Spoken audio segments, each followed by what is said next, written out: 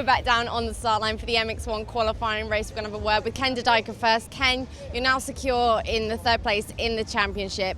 Is it quite satisfying as one of the more mature riders of the paddock, knowing that you got to the end of this season having improved, not slowing down?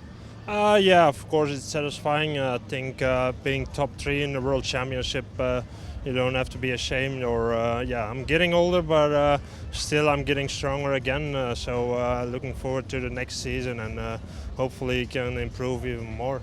Perfect. And also, I heard maybe you twisted your ankle in Belgium. How's that feeling now? It's now not swollen anymore, but still the ligaments hurt. So just taping it up and tomorrow take maybe a pain killer. But it's sand, should be soft, but we have some big jumps where you land on the flat, so it still hurts. Thanks, Ken.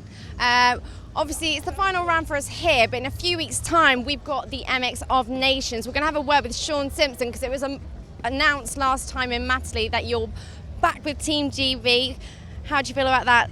Yeah, I think it's going to be, good. I think we haven't been to Tuchenthal this year, and it's normally a regular on the GP circuit, so I know what it's like. I quite enjoy it there. Obviously, we've got Tommy and Jake in the team alongside me, so I think we can do a good job. I mean, not going to blow it out of proportion, but I think we should just go and do our own race in each class, and I think if we do how we should do in each class, then I think we should be in for a good result, so it should be good.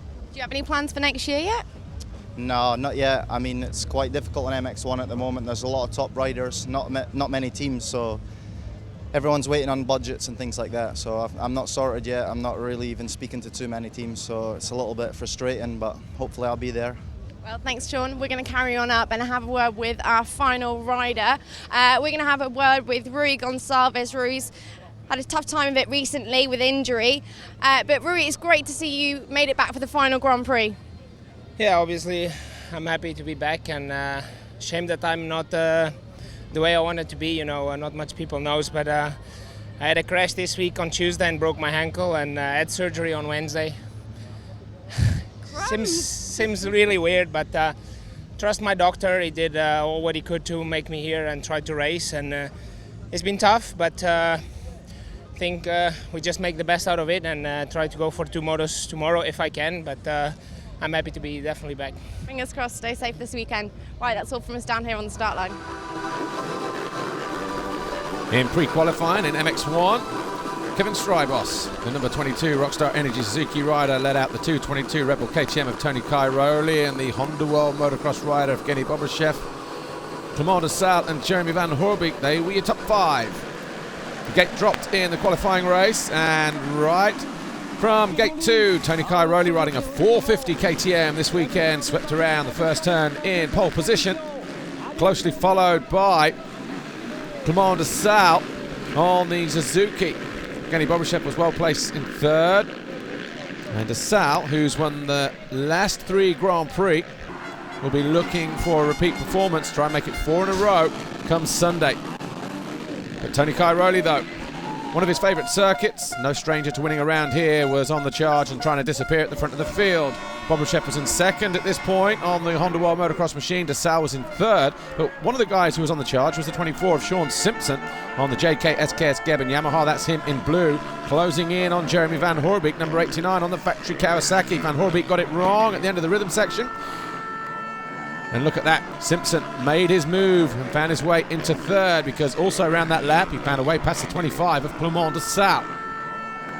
Van Hoorbeek, though, tried to keep his fellow countryman de Sale in his sights. David Philipparts was struggling down in 10th position in the deep sandy conditions here. So too Gauthier Paulin, a little bit up and down, started 7th, eventually finished in 8th, but was picking a place, losing a place, gaining a place, pretty much up and down throughout the course of the race. But Tony Cairoli, though, clean goggles, clean number plate,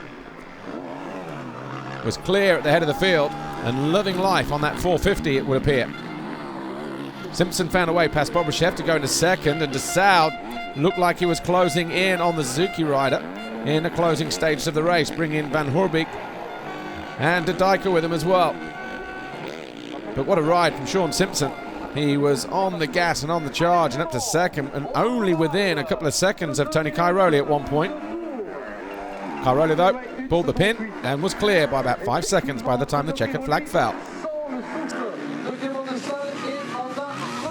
So Tony, it's the final Grand Prix of the year, probably one of the toughest tracks on the calendar, but you looked in control out there.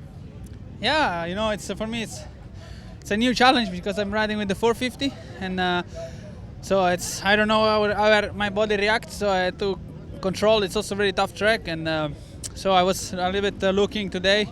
Hopefully tomorrow we're gonna have also a good start like today, and or at least if we cannot have a good start, then we have to charge hard, because my goal is to be on top of this GP. So we will see. Thanks, Tony. Great job.